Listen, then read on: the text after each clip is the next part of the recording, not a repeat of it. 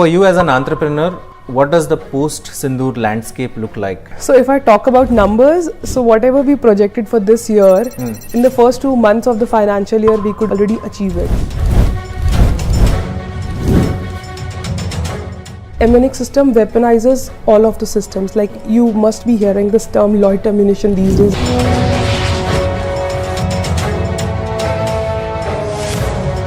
So what happens is, we weaponize a drone. So the attachment, the bomb attachment which goes inside, that's where we get into picture. When I used to enter some of the boardrooms and you know, they used to wait, okay, that somebody else might be coming. So I used to say, okay, we can start the meeting. They said, okay, right. Is your male co-founder joining? I said, okay, having co-founder is perfectly fine, but why is it like a male co-founder is required? You know, specifically there can be 2 female co-founders, there can be 1 female co-founder. Small wins in defense actually compound faster than big promises. I read wow, that's a good line. Yeah.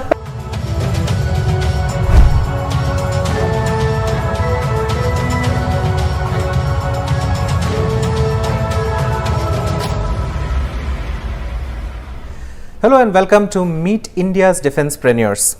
I am your host Adit Charlie, and I bring to you stories of men and women who are making Atmanirbhar Bharat a reality in India's defense sector. My guest today is Priyanka Singhal, CEO and founder Ammunic Systems. Priyanka, thank you so much for braving Bengaluru's traffic and joining us at the studio today. Welcome to the show. Thank you so much, Adit. Thank you. It's an honor to be here and sharing my thoughts on this platform. I'm going to start off by asking you a little bit about your journey per se. Ammunic Systems as a company has been registered since 2019, but you've been in active operations in the last couple of years.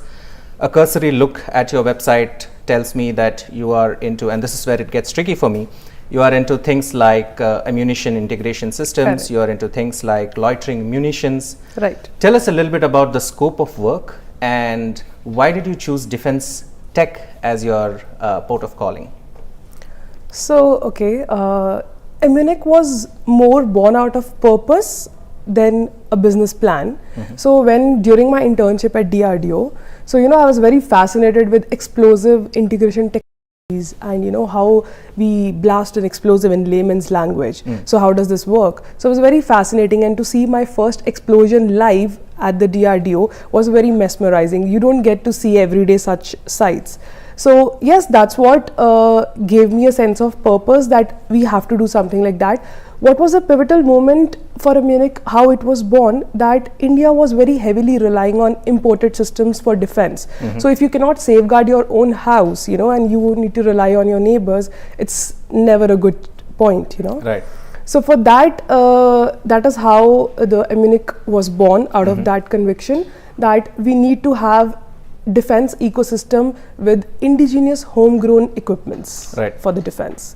So that's how it came into picture, and now we cater to all the 3 land fares, like warfares, like land, naval and the aerial.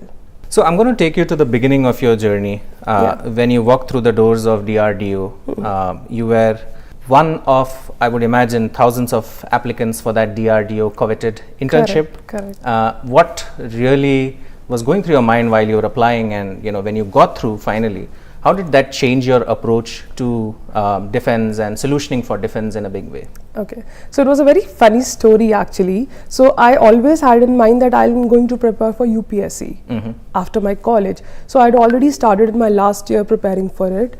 But you know, all of a sudden someone challenged, one of the peer challenged me that you know, we were just talking, that everyone was talking as a peer to peer that where are you going to apply for the internship and all.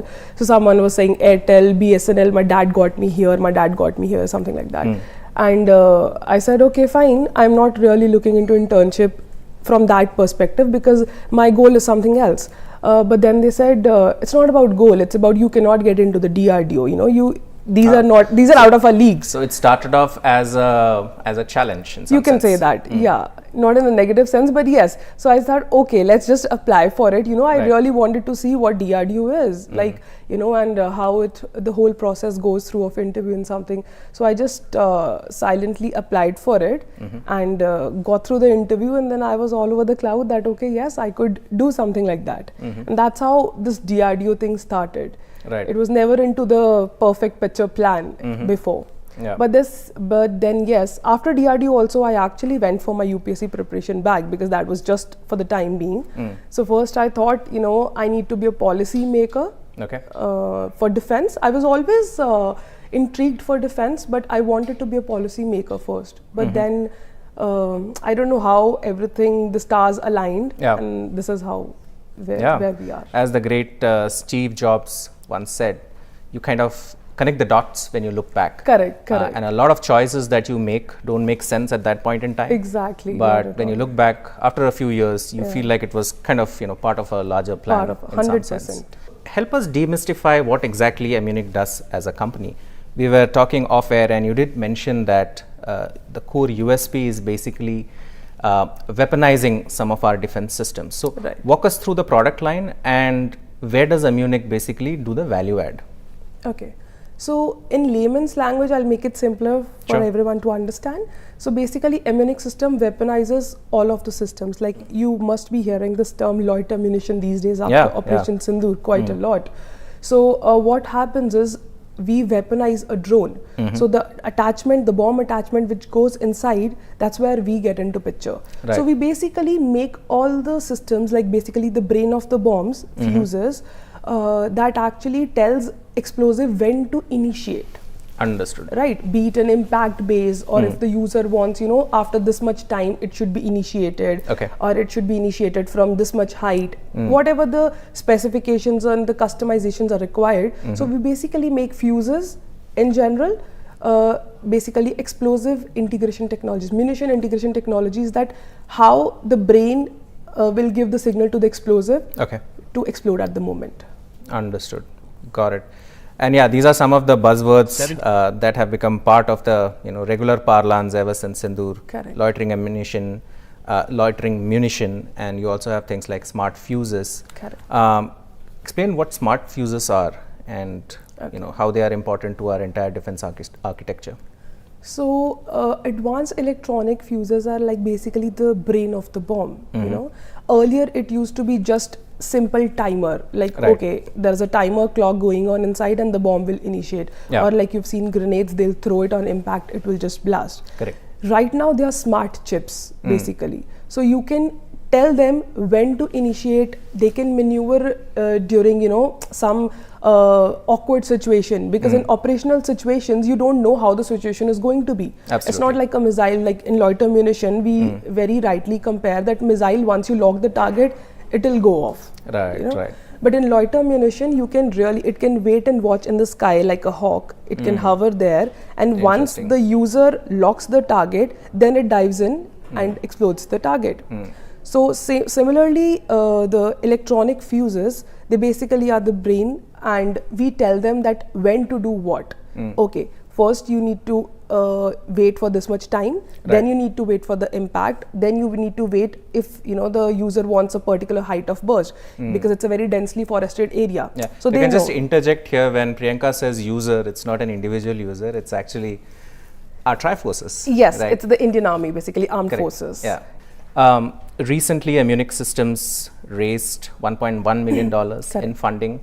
And tell me a little bit about the timing of this, because we know that in the last couple of months, post Operation Sindoor, defense MSME space, defense tech in general, is getting a lot of investor attention. It's getting the attention of media, people at large. Everyone. So tell us a little bit about the fundraising plan and where are you going to be deploying these monies? Okay. So raising fund was a really important milestone in Ammunic Systems' journey. So we had some offers before also, even before Sindoor, but that time we were not actively looking. But that was one tough point where I had to make a decision that should I be raising the fund, or should I be first focusing on my product and the trials, because you need to go single-handedly at one place. So of course on paper fundraising looked more preferential, but then we chose to pause the fundraising and go for the product and field trials and making the credibility with the Indian Army first. And that eventually actually helped us, because later now fundraising seemed really easier because we had product and orders more than just promises. So yes, that really helped us. And if I talk about the deployment, so we are allocating the capital really thoughtfully. as I will say that talent is a real multiplier in our Right. defense tech field. So a major chunk will go into the team expansion, R&D and the core engineering team, and of course the machinery, and we have to make the production setup for Yeah. it. So yes, we'll be looking at scaling R&D with the right mindset. Interesting. As a sole founder, could you tell us about important decision that you had to make in the recent past?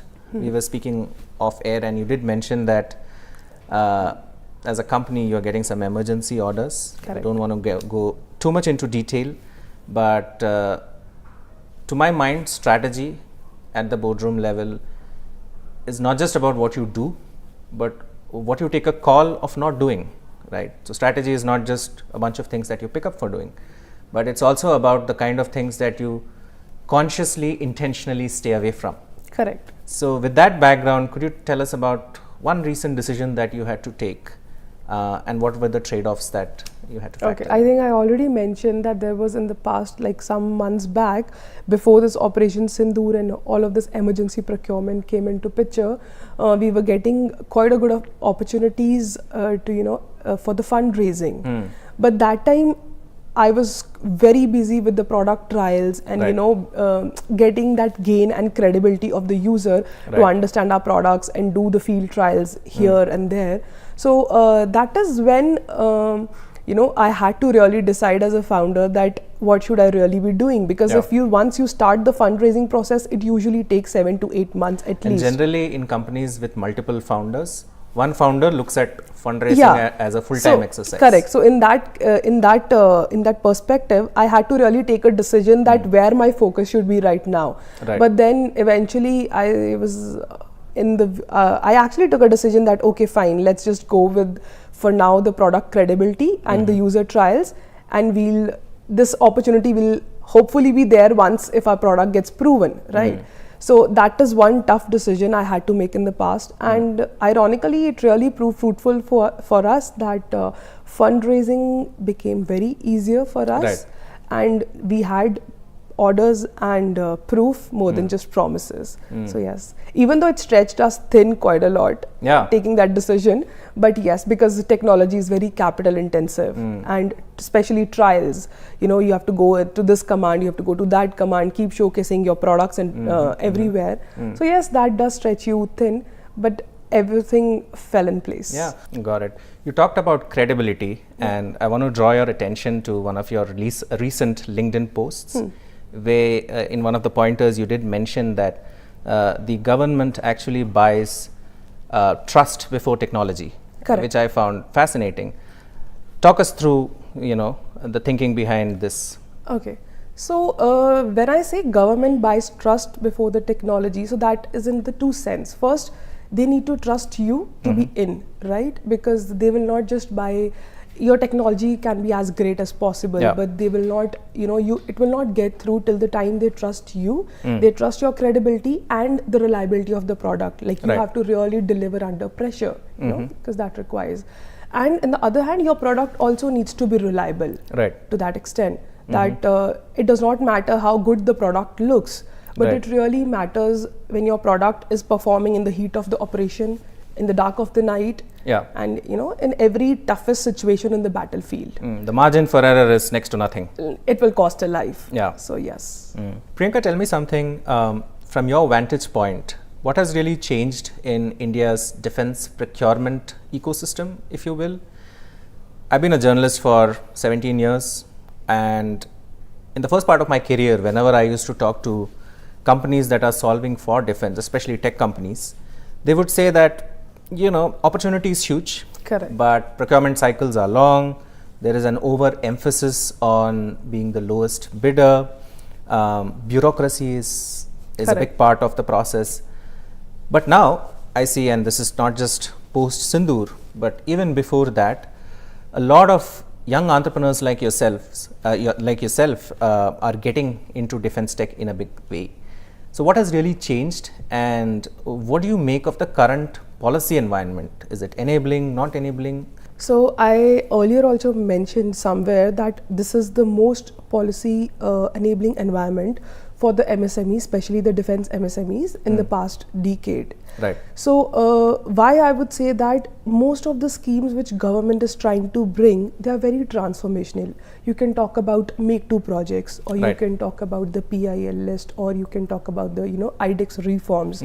So they have really lowered the entry barriers for MSMEs, having great ideas, but earlier they had some kind of a restriction of a turnover maybe, or some kind of a purchase order earlier, because when you used to bid before that, so you need to have a particular kind of a turnover for it, or this much years of experience. So the entry barriers are not as stringent as the ones used to be. Not at all. So we just recently bid for one of the tenders which we never even thought about, that this is such a big amount and we could just do it. Whenever we'll get it, we'll let you know. Sure. So so of course MSMEs are now, there's a great mindset change. They are being looked upon as a strategic partners more than just the vendors, and which is required. If we want to get into that chain of being the biggest exporter, we need to see MSMEs as a team partner, as a strategic partner, not just the vendors. Definitely. And where we are lacking here is that MSMEs, India's manufacturing production is still licensed production. Like we are still building the Russian aircrafts, or the assembling the French naval. So we need to have our own IPs. We need to have our own sensors. We need to set up manufacturing units for our own homegrown sensor chips. Government has really started a semiconductor mission also, which is gonna be really transformational and great. So yes, we are going ahead with a very fast speed, and we'll hope to see the change soon. Interesting. You talked about manufacturing. How much of manufacturing does Ammunic as a company do right now, and what is the outlook on indigenous manufacturing going forward? So the question as in how much manufacturing means, how much local content you are asking? In general, like is your play more of a system integration kind of play? No, so we basically make the systems from the scratch, and then it goes into mass manufacturing. Understood. So from the scratch to the product itself, everything is done at the Ammunic Systems. Understood. Yeah. So there's everything. And do you work with a contract manufacturer right now, or you take care of the entire R&D to manufacturing life cycle? We take care of the entire R&D to manufacturing. Of course, there are some parts where we take help from outside, like the PCB fabrication or something, because to scale, you need to put your money at the right point, at the right machinery, right? So if something can be done outsourced, you just do that. Most of the manufacturing happens in-house. Got it. And do you have a facility here in Bangalore itself? Yes, we do have a facility in Bangalore. Got it. Interesting. We talked a little bit about Operation Sindoor. Curious to know, did any of your products see action during that phase? Okay, so we have all heard about loitering munitions. Yes. So of course our products saw action. I will not be able to get into too much details for the security reasons, but yes, the word loiter munition got a hype after that, and yes, our systems were used, and that's when we realized that we can do it, because your system can. I usually believe that defense designs are never validated in a boardroom. They're always validated in a battlefield. So once they get deployed, you get the power and the energy that yes, your systems could do it. Operation Sindoor was a watershed moment in India's defense history, defense landscape. A lot of procurement momentum has happened post Sindoor. For you as an entrepreneur, what does the post Sindoor landscape look like? So if I talk about numbers, so whatever we projected for this year, in the first 2 months of the financial year, we could already achieve it. Oh wow. So if we talk about numbers, yes, it has given us a lot of traction, and as you must have read some in the news also, that government has given a go ahead for the emergency procurement to the Indian Armed Forces, capping at 40,000 crore. So every day emergency procurement is happening, and the contract procurement time has also decreased to 40 days. That's one of the reasons we are speaking now, otherwise we would have spoken maybe a couple of weeks back. 100%. Yeah. So so the contract timelines have also decreased to 40 days and deliveries within a year. So everything is going on a really fast track process. So because the government is also putting in a lot of effort to have this strategic evolution to make India self-reliant. Yes. Fascinating. Priyanka, tell me something. As a first-time entrepreneur in the defense tech space, you are in an environment which has been traditionally male-dominated. Has that ever been a challenge for you as you look at scaling the company? Of course, yes. So when I talk about the challenges, not like because now we are living in a very progressive era, right? But yes, somewhere still those challenges are there, which, you know, earlier when I used to enter some of the boardrooms and, you know, they used to wait, okay, that somebody else might be coming. So I used to say, okay, we can start the meeting. They said, okay, is your male co-founder joining? I said, okay, having co-founder is perfectly fine, but why is it like a male co-founder is required? You know, specifically there can be 2 female co-founders, there can be 1 female co-founder, so anything like that is possible, right? So then I had to remind them that okay, I've done this before, and this is my system, so it's completely okay and we can go ahead.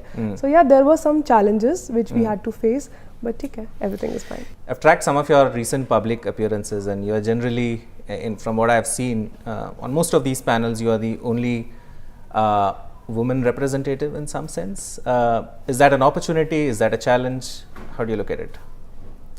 See, it's a double-edged sword. It's both ways, you know, a coin has double sides to it.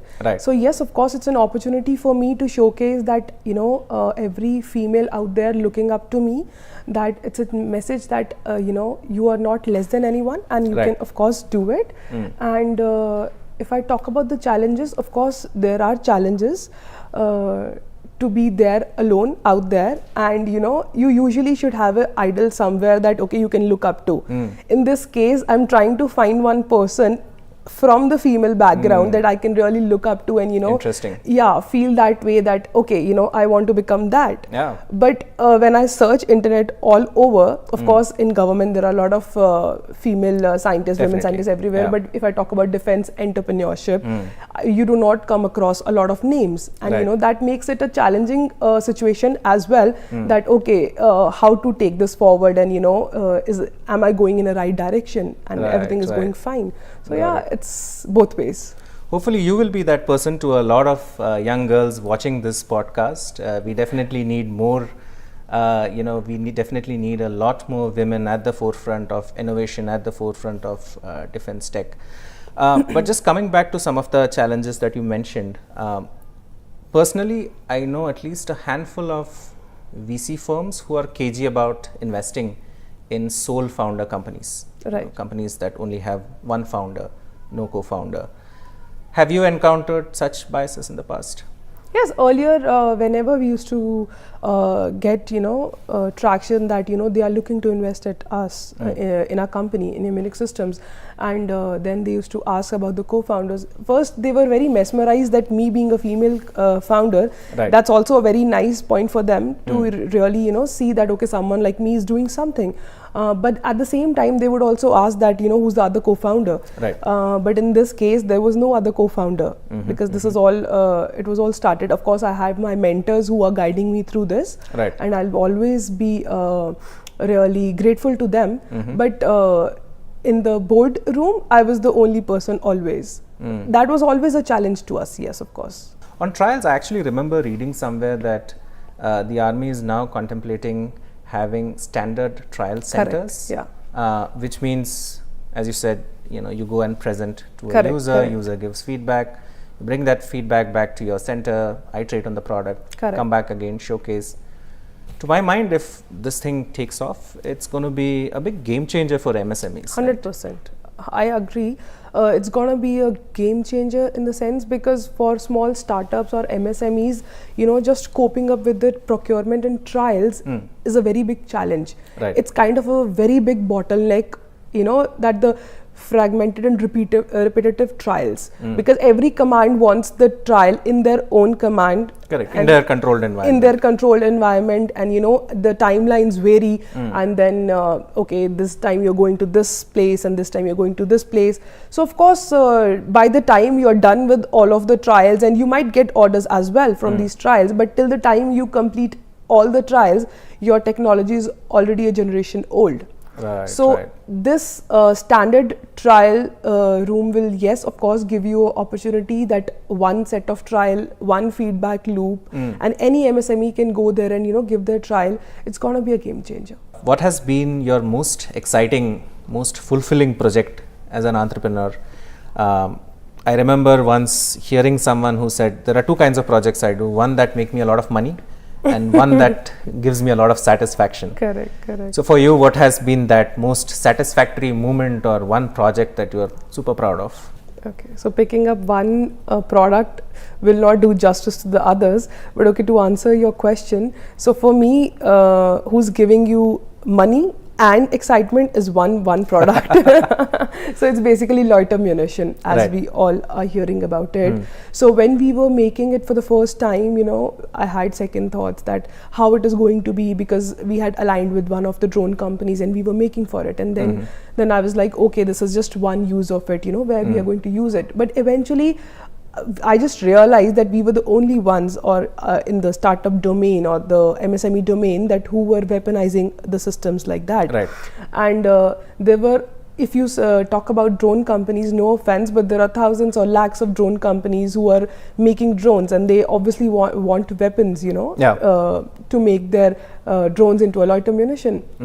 So in that sense, or not just loiter munitions, or a gravity drop munition also. So if I talk about gravity drop munition, it's basically a drone dropped bomb. So your drone does not get destroyed. In loiter munition, it's basically a suicidal drone. It Okay. goes and hits itself. Right, so even the right. drone gets destroyed. So that was the most exciting part of it, and incorporating more and more user feedback into it. That once we just made an impact based fuse, that okay, fine, once it goes impacts, it hits it, it'll do its job. But then we got a user feedback that what if the battlefield is really densely populated with the trees? It will hit the tree, and then what Urban next? warfare. Yeah. So basically then, okay, we incorporated, height of burst method, proximity fuse. So what will happen is the user can set, okay, according to wherever they're using the product, they can set it up that, okay, from the bottom they want 3 meters height of burst. So it will be enough to, do its job. So yes, situations like those and moments like those were very exciting, where we got the user feedback, we kept iterating our product, Right. and we got into various variants of the loiter munition and the munitions. For defense tech, there is no readily available talent pool as such. Like Correct. you have to pick from either the forces or from PSUs or from core tech background. And the kind of skills that you need, because you are solving for the nation, margin for error is very low. Correct. The kind of skills that you need and the kind of iterative mindset that people who enter defense tech need to have is, to my mind, of a very different level. How do you get that kind of a right fitment when you are hiring for people? So it's basically, whenever you're hiring, you cannot get everything in one person until and unless you are really hiring a trained person Right. who has worked in another defense or an aerospace company and who knows what they are doing, right? So there Right. are different kinds of posts. So once, if you're hiring for a senior post, of course you need to have someone with a background in defense so that they can understand your product and what goes behind it. Right. But if I talk about the junior posts, we do not just hire people with some kind of a background in defense, because that's not needed at the Right, junior right. post. So but we can really tell them, or frame them in our own company with our mindset. So Yeah. we can train them. We have certain training classes and with particular things. The most important point is how do they perform under pressure, and Correct. how much integrity they have in themselves, how much purpose they have in themselves. So that's all which is required. We are there to train them, right? I've seen a lot of your recent LinkedIn posts. You are putting it out there that, hey, we are open to hiring, we want more Right. people, we want the right fitment. So that's great to see. But over a period of time, do you think government support is also needed to develop that kind of talent pool in India? Of course, of course. So we need a lot of vocational training for that matter, or to have our educational policy framework in a set in a type that we're not just learning on the book front. Okay, they're just reading the text and text and text, but they have to be applying it to the practical phase as well. So if I talk about government reforms, they're already doing, and there's a lot of ITIs which are opening. So there you just get to do the technical part of it. You learn technical part of whatever your true talent is. So yes, government is doing, and we need more training projects like that, where we can train our workforce, even from the grassroots level, where they can be put it directly into the companies like ours, where they are required. So yes. Interesting. Shifting gears and putting the spotlight on Priyanka, the entrepreneur. What keeps you awake at night? See, as a founder, there are many tough decisions you have to make every day. So everything keeps you awake at night. But mostly what keeps me awake at night is that I am not just building a startup, I am building the nation, I'm building something for the nation. So that is one dream which does not let me sleep, and that keeps me awake on most of the nights, that okay, what we can do more, and what product we can develop, and how to do that. And there are sometimes tenders tied up where the procurement is not happening, or maybe it's delayed because of some reason. There are multiple factors which in a founder's mind keeps on going in a loop. So yes, there are challenges, but yes, majority of the part is that I see dream with the open eyes, that okay, what I can make more, and how we can make India self-reliant. Great answer. But from an operational standpoint, what worries you the most about your journey right now and where the company is headed towards? Okay. So as we talk about hiring, it is one in Bangalore especially, I feel, because there are so many startups opening every day, and there are a lot of opportunities. So people keep switching to hold a good workforce at your place, and to keep them motivated is one thing which really keeps me awake. That okay, you have to really show them that what is there out for them, and why do they need to stick to it. And even if you are paying them well, but still, I don't want to hold off anyone that's saying, okay, do not take that opportunity, or do not take that opportunity. But still, to see the best out of what you are giving to them, that requires some time or some commitment to the company, right? Because they need to stay with us and see how it works. So keeping the workforce intact is one point, and the other is especially in a city like Bangalore. Especially in a city like Bangalore, talent is always in huge demand. Exactly. And the other thing is, emergency procurement is going on every day. There's a new tender, and there are new paperworks, and every day you have to make new paper, new everywhere, new trials going on. So those are the things operationally they are keeping me awake. Understood. I remember speaking to a founder several years back. I think this was Anant Narayanan, former CEO of Myntra. Correct. Later on went on to start Mensa.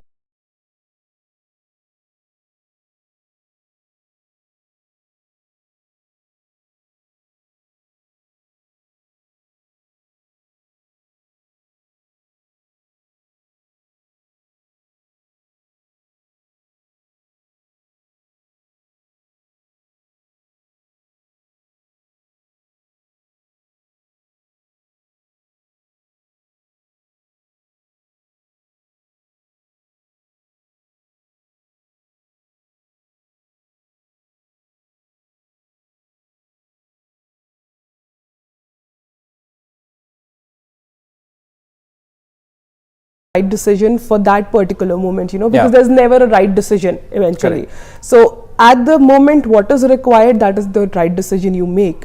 So I eventually turn back to people like my father, my husband, or I have mentors, who give me advice that, okay, as an entrepreneur, what I should be doing, and how I should be doing it, and what I should be looking at it.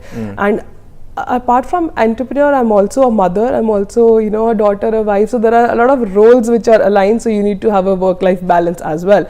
So everything keeps rolling, and every day there's a new day, new set of questions which you need to look at. Interesting. Work-life balance is always an interesting moot point in an entrepreneur's life. Is that even possible, work-life balance, or is the best you can aspire for is work-life integration or work-life harmony? See, work-life balance as a theory, I feel 50-50 is never a thing that okay, you can have a perfect work-life balance. It's never that, because your family is also important and your work is also your child. So I feel Ammunic System is my child, and my own child. Both of them requires time. So it depends which day. Which person or Ammunic System requires more of my time, or my own family requires. So that's how I balance. So it's never a thing that okay, if it's 6 o'clock now I need to go home, and there should be perfect work-life balance. It depends what requires my attention more. You can't have 50-50 every day. You cannot. Some days work takes preponderance, some days family takes precedence. So that's how you have to maneuver your system. Awesome. What would be your top advice to young women who want to do something in the defense space? Okay, just believe in yourself, and do not build for the brochures. Build a product, and do not wait for a perfect product to be built. Just go with the flow, take the user feedback, because build with the user in mind. That has always been our USP at Ammunic Systems, that we have always seen user feedback as the major mindset of our building a system, because behind the desk we can build a very cool technology or something, but if it cannot be deployed in the field, it does not matter in defense. Right. So with that matter, and you need to stay focused and patient, because credibility in defense is not gifted, it's earned.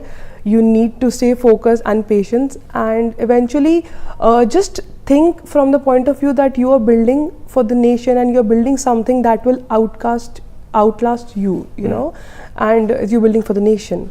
So just do not try to make a perfect product. A product is never perfect. Correct. Right. So from that perspective, just keep going. Just go from 0 to 1. Yes. Don't think about the small 1 to 10 wins, journey. Small wins in defense actually compound faster than big promises. Wow, that's a good line. I think on that note, we can conclude today's conversation.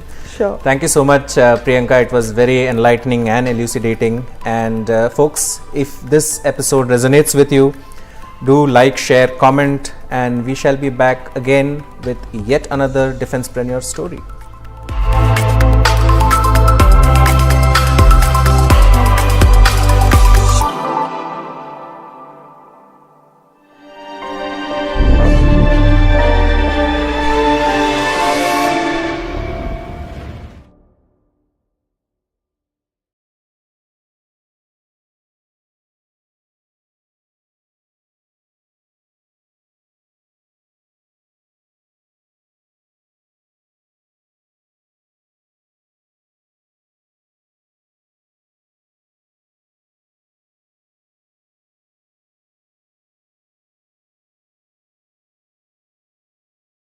ஹோய், இன்னைக்கும் ஷாம்புவா? இல்லனா என் முடி ஒரே நாள்ல dull and try ஆயிடுது.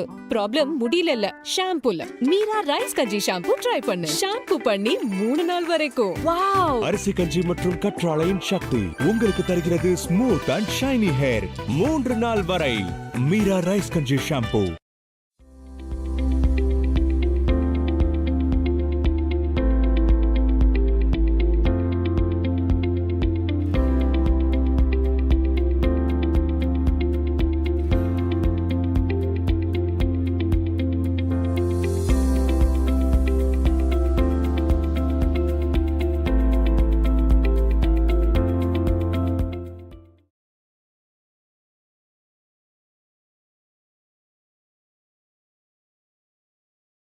On oil.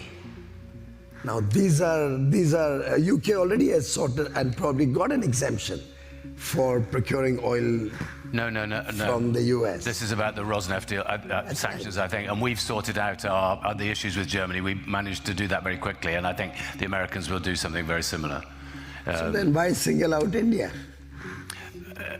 Well, it's a specific subsidiary in relation to Rosneft. We also have a subsidiary in India of the Rosneft.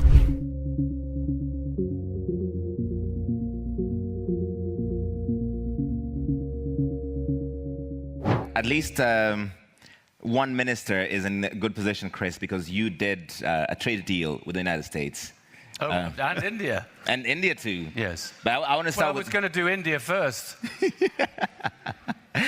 I wanted to come to him last because even though we've been paying a lot of attention over the last 9 months to what the United States is doing, but India was already doing this before it was mainstream. You were doing this kind of unique trade deals. Well, we recognized many years ago that we have to integrate with global markets. If we have to become a developed nation, living in isolation isn't going to do us any good. And COVID was another opportunity where everybody could reflect on how we can expand relations with trusted partners. And I remember earlier on we used to do trade deals with countries which were really competitors to India. 21, we sat down and looked at our trading arrangements, and we realized that it'll be good to integrate with developed countries, with advanced economies. That would help us in our own development priorities or imperatives, help us get technology, help us get investments, open our markets as well as open other markets to Indian